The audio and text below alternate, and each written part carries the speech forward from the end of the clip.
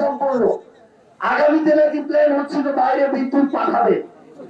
বিদ্যুৎ প্রকল্পের নামে বাংলাদেশ থেকে টাকা লুটপাট করা হয়েছে আর ভারতের আদানিদের পকেট ভারী করা হয়েছে। বিদ্যুৎ প্রকল্পের নামে এই বাংলাদেশ থেকে খুনি হাসিনার পরিবার ভারতের কোম্পানিগুলোর সাথে নেগোসিয়েশন করে তাদের থেকে লক্ষ লক্ষ কোটি টাকা পার্সেন্টেজ দিয়েছে।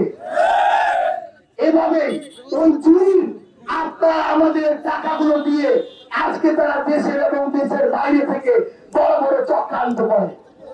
যদি এই চুরি না করতো তাহলে আওয়ামী লীগের ওই খুনির দালালরা এখন কিভাবে দেশের বাইরে থেকে এভাবে আলিশান জীবন যাপন করে?